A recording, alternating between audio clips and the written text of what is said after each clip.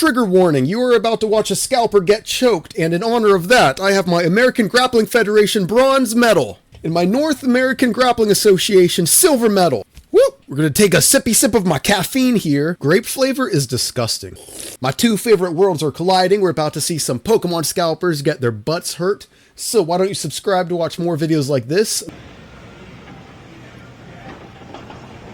Telltale sign of the scalper is the sweatpants and the hoodie. It's just what it is. Hanging out, looking down on his phone, okay. And now we get the full view. 2 more scalpers. 3 scalpers in total, 3 pairs of sweatpants, 3 hoodies, and 3 people looking down at their phones. This is where it all begins. This is what people in real life have to deal with when they're trying to get Pokemon cards. It's not a kid's hobby when in real life you are dealing with this, except usually a much longer line. He sees the line, everybody's looking down, this guy's looking at him. This guy already knows something's up. He's like, oh, here's a new guy. And I believe there's a no loitering sign somewhere, which these 3 people are completely not paying attention to. You already know it's going to be bad. Can you feel the tension? I'll look. Looks like Mega Evolution Phantasmal Flames Elite Trainer Box for $49.99 is available. Okay? That's this. That is worth about $104. But when you get it for MSRP, it's 50 plus sales tax. Okay, and you can see why there's a lot of people just sitting here waiting to eat the product up that aren't children, that don't have kids, that don't play the game, that don't even care about the cards. People who just scalp the product, which it is what it is. Respect the hustle, right? The hustle of standing in line and looking down on your phone. Okay, so he sees that this is available. What do you think he's going to do? You think he's going to get in line? No. He says, no, no, no. He clicks the thing. Nope, you didn't hit it, bud. No, get the fuck out of here. Get the fuck out of here is a wild thing to say for someone who's just buying Pokemon cards, honestly. You hear there's some shoving. They shoved Slay Like Sach against the buggies, and it's only going to get better. For real? The man's in his face, ready to shove him a second time. Now, this is a scalper. Let's put his face on blast. This is what we're looking at here. This is the face of a scalper. The gray hoodie, the unkempt hair, the sideburns that doesn't really attach correctly. This is Scalper 101. This is the identical copy and paste clone of the scalper.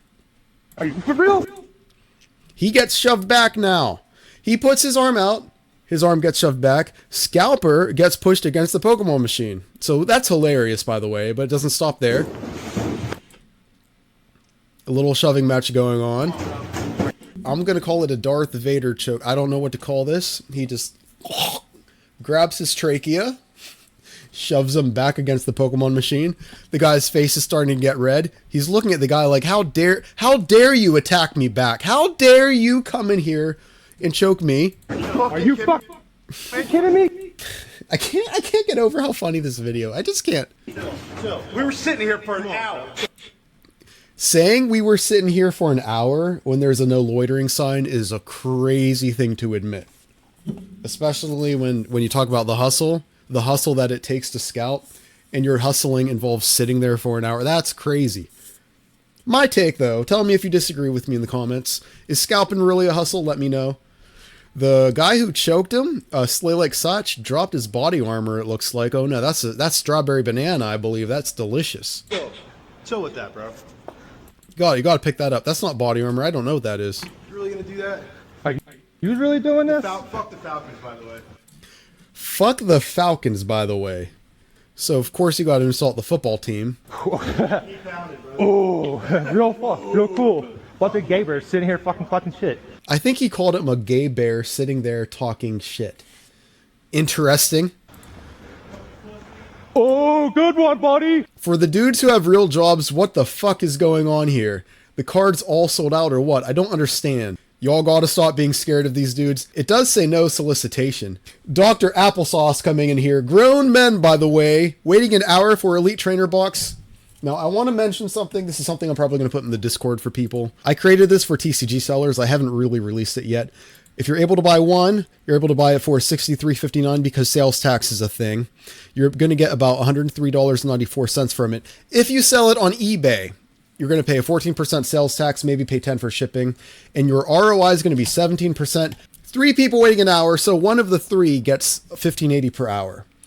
But if only one person gets it that hour, the other two have to wait another hour, then really, divide this profit per hour down, because you're not getting one every hour. You got to split it between 3 people. You know what I mean?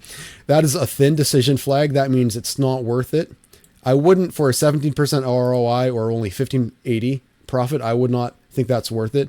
Now, if you are selling it with no marketplace fee, let's say you're not selling it on eBay, you don't pay the shipping.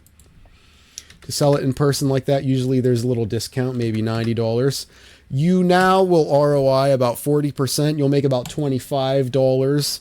So if you have to wait 2 hours to get your chance, it's about $12 an hour. So now, the hustle's a little better, about $12 an hour. That's a stronger decision flag. Maybe then that's a go. That would make sense. The ROI on your time is terrible, but the return on investment per ETB, I guess, is okay. So that would make some sense there. Again, the MSRP is $59.99 before sales tax. MSRP and the price people are willing to pay are usually very, very different. For the rest of this video, I'm going to let it play while I talk, and you can just keep watching the entertaining part over and over and over again. There's not really a line. It's just dudes hovering like vultures, waiting to snipe product. And if you have to physically guard a vending machine, I would say this is more proof that the system is broken. If people are saying the system's working, the market's working, hovering over a vending machine when it says no solicitation and then having to choke a buddy out, that's a broken market, buddy. When I say the market's broken, this is what I mean. I love watching it happen over and over, by the way. And the scalper who was waiting in line didn't even hesitate. He went straight to aggression. He went straight to violence.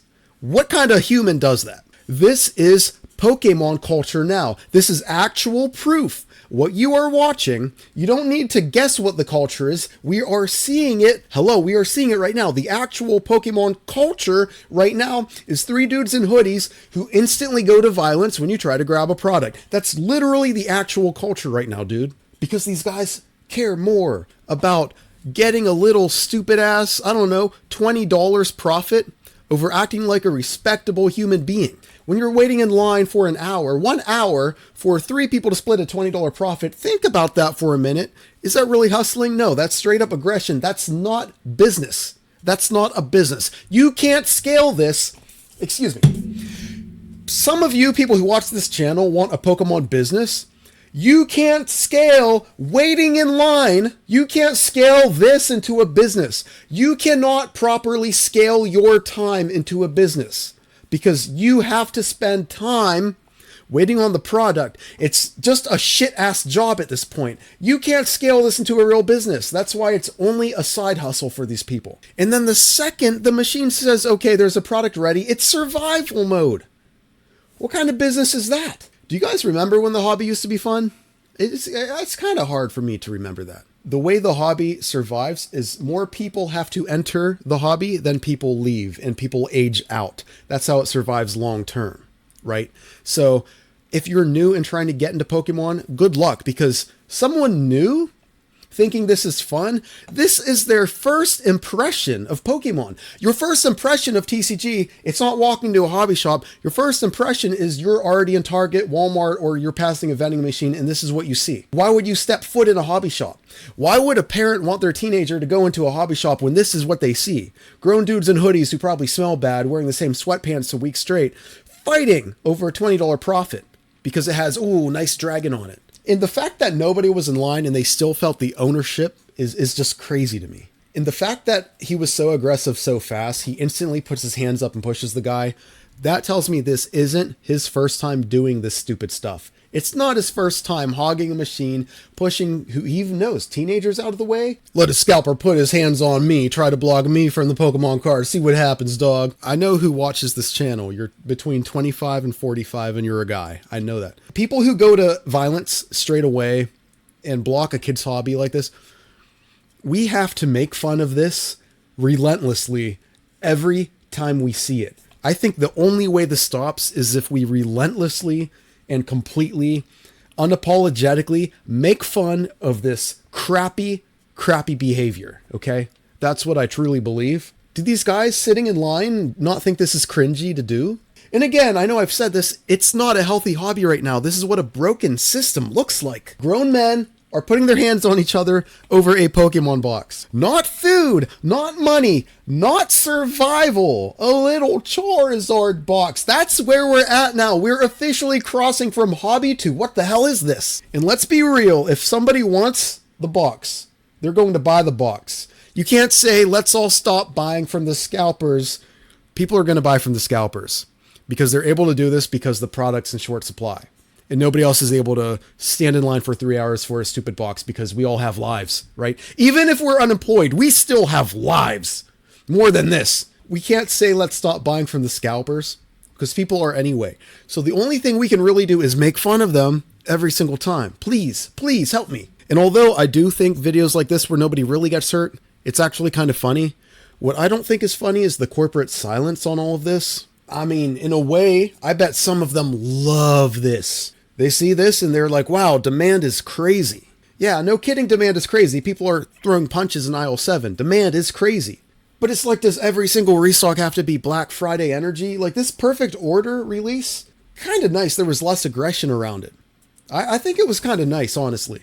Because it's like you can't even browse TCG anymore. Everything's out of stock or you have to fight for it. I have a nephew and I'm just imagining my nephew getting into Pokemon because he kind of likes it. He kind of has cards. Like imagine him trying to actually buy something. That poor kid is cooked here. This is what you see. Parents, people arguing, shoving, guarding the vending machines like it's Fort frickin' Knox, dude. But again, this is what happens when supply's tight, demand's insane, and money gets injected into something that maybe wasn't ready for it.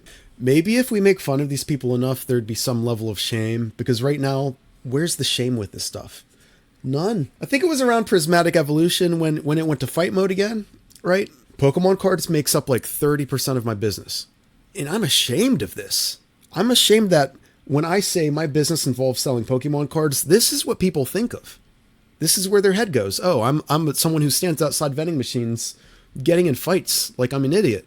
And to many people, this is the game, dude. You don't see this over comic books. You don't see this over board games. This is what happens when things get all distorted and it's all about the money. And there's no solution to it other than making fun of these guys. Everybody watching right now, leave a comment making fun of these guys. It is your duty. It is your duty as someone interested in this hobby to make fun of these guys relentlessly. You have full authority. This is now a toxic comment section. You have full authority to make fun and burn these scalpers as much as you want. It don't matter. No one's going to get their feelings hurt. Do it. This is a toxic comment section now. I plead, and I also plead the fifth. It's not just one incident. How many clips do we have to see before people stop defending this crap, dude? Like, I'm just so embarrassed to be part of the hobby right now. Like, I don't even want to make videos. And by the way, this kid right here, the first kid in frame, that kid right there with the hair, he's not causing issues. That kid didn't get in the guy's face. He's soliciting. Kind of cringy. But he's minding his business. That's most of you guys who do go to the vending machines, most of you guys are him. Maybe you're soliciting a little bit, but you're not a complete idiot like this. You're not a complete idiot starting the fight. You're just chilling, minding your own business. You want to open some stuff. This is where you buy it from. That's fine. I have no problem with that first guy. It's these other two morons that I got a problem with. There is actually one situation that's more insane than this right now, and it's the PSA situation. The PSA situation is insane. Click the video. Click it now. Click it. Okay, bye.